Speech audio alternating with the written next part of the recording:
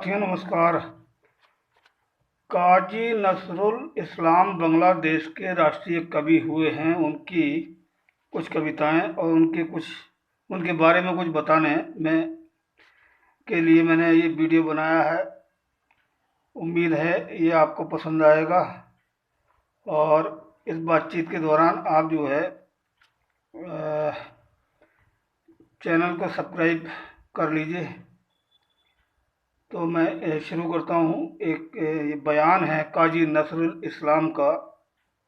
मैं हिंदुओं और मुसलमानों को बर्दाश्त कर सकता हूँ, लेकिन चोटी वालों और दाढ़ी वालों को नहीं। चोटी हिंदुत्व नहीं है, दाढ़ी इस्लाम नहीं है।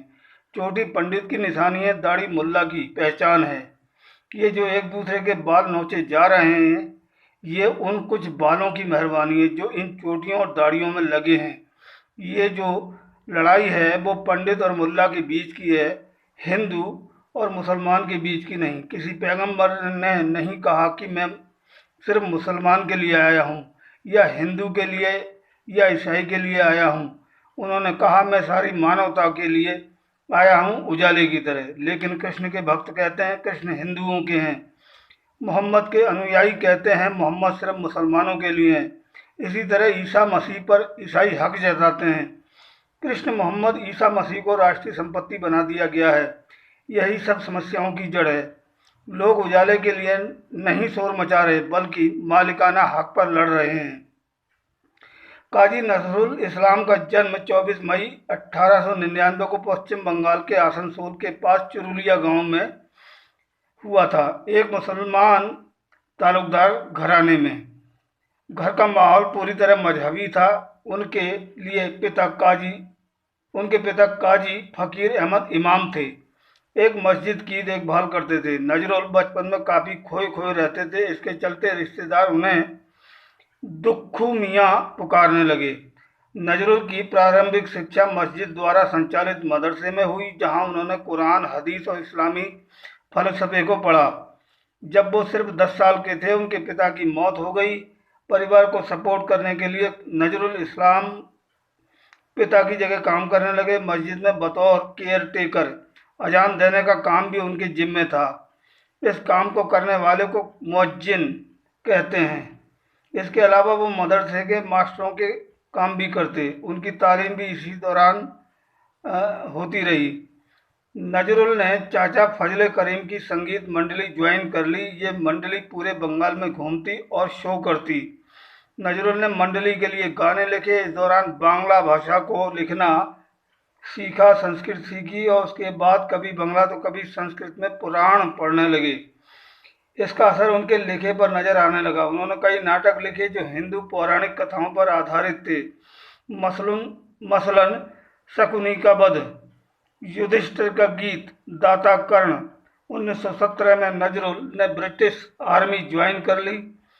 49वीं बंगाल रेजिमेंट में भर्ती हुई। कराची तैनाती मिली। नाटक छोड़ वो फौज में भर्ती होने क्यों गए, इस सवाल का जवाब उन्होंने ही लिखा। एक रोमांच की तलाश और दूसरी उस वक्त की पॉलिटिक्स में दिलचस्पी। कराची कैंट में नजरुल के पास ज़्यादा काम नहीं था। अपनी बैरक में बैठकर वो खूब पढ़ते, लेख और कविताएं लिखते। शुरुआत मादरी जबान बंगाली से हुई। रविंद्रनाथ टैगोर से लेकर शरत चंद्र चट्टोपाध्याय तक को पढ़ गए। फिर कराची की हवा लगी, जहां उर्दू का जलवा था, जो फारसी और अरबी से पैदा हुई।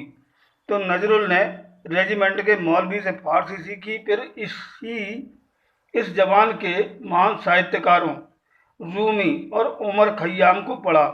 2 साल पढ़ने के बाद नजरुल ने अपना लिखा छपाने की सोची। साल 1919 में उनकी पहली किताब आई, गद्य की। टाइटल था एक आवारा की जिंदगी।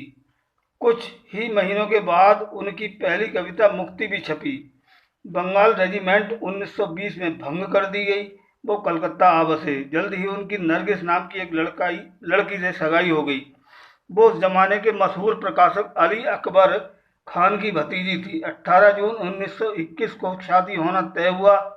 शादी वाले दिन नजरुल पर खान ने दबाव डाला कि वो एक कॉन्ट्रैक्ट साइन करें। इसमें लिखा था शादी करने के बाद नजरुल हमेशा दौलतपुर में ही रहेंगे। नजरुल को कोई शर्त मंजूर नहीं थी, लिहाजा उन्होंने निकाह करने से इनकार कर दिया। 1922 में काजी की एक कविता विद्रोही बिजली नामक पत्रिका में छपी। इसमें बागी तेवर थे। जल्द ही कविता अंग्रेजी राज का विरोध कर रहे क्रांतिकारियों का प्रेरक गीत बन गई। इसका कई भाषाओं में अनुवाद भी हुआ। परिणाम स्वरूप वो अंग्रेजों को खटकने लगे और जनता के बीच विद्रोही कवि के नाम से मशहूर हो गए। सॉरी। इसी साल नजरुल ने धूमकेतु नाम से एक मैगजीन निकालनी शुरू की। मैगजीन के सितंबर 1922 के अंक में उन्होंने एक कविता छापी, आनंद का आगमन। इसके भी तेवर बरतानिया हुकूमत को बागी लगे। पुलिस ने मैगजीन के दफ्तर पर छापा मारा। नजरुल गिरफ्तार हो गए। उन्हें मजिस्ट्रेट के सामने पेश किया गया। माफी मांगने को कहा गया। उन्होंने इनकार कर दिया। फिर उन्हें 1.5 साल की सजा सुनाई गई। जेल में ही वो साहित्य ही रचते रहे। क्रांति के प्रति उनका ये समर्पण गुरुदेव रविंद्रनाथ ठाकुर के दिल को छू गया। उन्होंने अपना नया नाटक बसंता नजरुल को समर्पित किया। नजरुल ने भी जेल से एक कविता लिख गुरुदेव के प्रति कृतज्ञता जताई। काजी नसरुल को एक हिंदू लड़की प्रमिला से प्यार हो गया। नजरुल मुसलमान, प्रमिला हिंदू। नजरुल मौलवियों के खानदान से, प्रमिला ब्रह्म समाज से। दोनों ने साथ रहना तय किया तो कट्टरपंथी परेशान हो गए। शादी में 1000 अड़ंगे लगाए गए, मगर नजरुल और प्रमिला शादी करके ही माने। फिर नजरुल के पास कुछ मुस्लिम धर्मगुरु पहुंचे। एक सलाह लेकर चेतावनी भरे अंदाज में भी कहा कि निकाह तो ठीक है, मगर अब प्रमिला को कलमा पढ़ मुसलमान बनना होगा। नजरुल ने उनकी बात एक भी नहीं सुनी और बोले कि यहाँ से सब दफा हो जाओ। नजरुल मुसलमान रहे अमीर और प्रमिला हिंदू, और इसके चलते दोनों ही धर्मों के लोगों की आंखों में ये जोड़ा खटकता रहा। आज़ादी के बाद के उनके दिन बड़ी तकलीफों में बीते। उनकी तबीयत खराब रहने लगी। 1952 में ऐसे हालात हो गए कि उन्हें मेंटल हॉस्पिटल में भर्ती कराना पड़ा। उनका एक फैन क्लब हुआ करता था उस वक्त, जिसने उनके इलाज का बीड़ा उठाया। अगले 20 साल उन्होंने अपनी बीमारियों से जूझते हुए काटे। पत्नी का भी 1962 में देहांत हो गया। 1971 की दिसंबर में बांग्लादेश आज़ाद हो गया। 1972 में उन्हें बांग्लादेश ने अपना राष्ट्र कवि घोषित किया। भारत सरकार की मदद से नजरुल को कलकत्ता की राजधानी ढाका ले जाया गया। 4 साल बाद उनकी ढाका में मौत हो गई। ढाका यूनिवर्सिटी के कैंपस में उन्हें दफन कर दिया गया। तो अभी मैं उनकी कुछ कविताएं आपको सुनाता हूँ। साम्यवादी। गाता हूँ साम्यता का गान, जहाँ आकर एक हो गए सब बाधा व्यवधान, जहाँ मिल रहे हिंदू बौद्ध मुस्लिम ईसाई। गाता हूँ साम्यता का गान, तुम कौन, फारसी, जैन, यहूदी, संथाली, भील, गारो, कन्फ्यूशियस, चारवाक के चेले, कहते जाओ, कहो और बंधु कितने खुश हो जाओ। पेट पीठ कांधे मगज में जो मर्जी, पांडुलिपि व किताब ढो, कुरान, पुराण, वेद, वेदांत, बाइबल, त्रिपिटक, जिंद, अवेस्ता ग्रंथ साहब पढ़ते जाओ जितनी मर्जी, किंतु क्यों ये व्यर्थ परिश्रम मगज में हनते हो शूल। दुकान में क्यों ये दर मोल भाव, पथ में लिखते ताजा फूल। तुम में है सभी किताब, सभी काल का ज्ञान, सभी शास्त्र ढूंढ सकोगे सखा, खोल कर देखो निज प्राण। तुम में है सभी धर्म, सभी युगावतार, तुम्हारा हृदय विश्व देवालय सभी देवताओं का। क्यों ढूंढते फिरते हो देवता ठाकुर मृत पांडुलिपि कंकाल में। हंसते हैं वो अमृत हिया के निभृत अंतराल में। बंधु नहीं कहा झूठ, यहाँ आकर लूट जाते हैं सभी राजमुकुट। ये हृदय ही है वो नीलांचल, काशी मथुरा वृंदावन, बोध गया यही जेरूसलम, यही मदीना काबा भवन। मस्जिद यही, मंदिर यही, गिरजा यही हृदय। यहीं बैठ ईसा मूसा ने पाया सत्य का परिचय। इसी रणभूमि में बांसुरी के किशोर ने गाई महागीता। इसी मैदान में भेड़ों का चरवाहा हुआ नबी खुदा का मीता। इसी हृदय के ध्यान गुफा में बैठ शाक्य मुनि, त्यागा राज मानव के महावेदना की पुकार सुनी। इसी कंदरा में अरब दुलाल सुनते थे आह्वान, यहीं बैठ गाया उन्होंने कुरान का शाम गान। मिथ्या नहीं सुना भाई, इस हृदय से बड़ा कोई मंदिर काबा नहीं। क्षमा कीजिए हजरत, ये दूसरी कविता है। क्षमा कीजिए हजरत, आपकी वाणी को नहीं किया ग्रहण। क्षमा कीजिए हजरत, भूल गया हूँ आपके आदर्श, आपका दिखाया हुआ पथ। क्षमा कीजिए हजरत, विलास वैभव को रौंदा है पांव तले। धूल समान आपने प्रभु, आपने नहीं चाहा कि हम बने बादशाह नवाब कभू। इसी धरणी की धन संपदा सभी का है, उस पर समान अधिकार। आपने कहा था धरती पर हैं सब समान पुत्रवत। क्षमा कीजिए हजरत, आपके धर्म में नास्तिकों से आप घृणा नहीं करते। आपने उनकी की है सेवा, आश्रय दिया उन्हें घर में। निम्न धर्मियों के पूजा मंदिर तोड़ने का आदेश नहीं दिया है। हे वीर, हम आजकल सहन नहीं कर पाते दूसरों का मत। क्षमा कीजिए हजरत, नहीं चाहा आपने कि हो धर्म के नाम पर ग्लानिर कर हत्या जीवन हानि। तलवार आपने नहीं दी हाथ में, दी है अमर वाणी। हमने भूलकर आपकी उदारता बढ़ा ली है धर्मांधता। जनता से नहीं झरती है अब तभी आपकी रहमत। क्षमा कीजिए हजरत, आपकी वाणी को नहीं किया ग्रहण। क्षमा कीजिए हजरत, भूल गया हूँ आपके आदर्श, आपका दिखाया हुआ पथ। क्षमा कीजिए हजरत। इनकी तीसरी कविता है काजी नजरुल इस्लाम की, किसानों की ईद। बिलाल बिलाल हिलाल निकला है पश्चिम के आसमान में। छुपे हुए हो लज्जा से किस मरुस्थल के कब्रिस्तान में।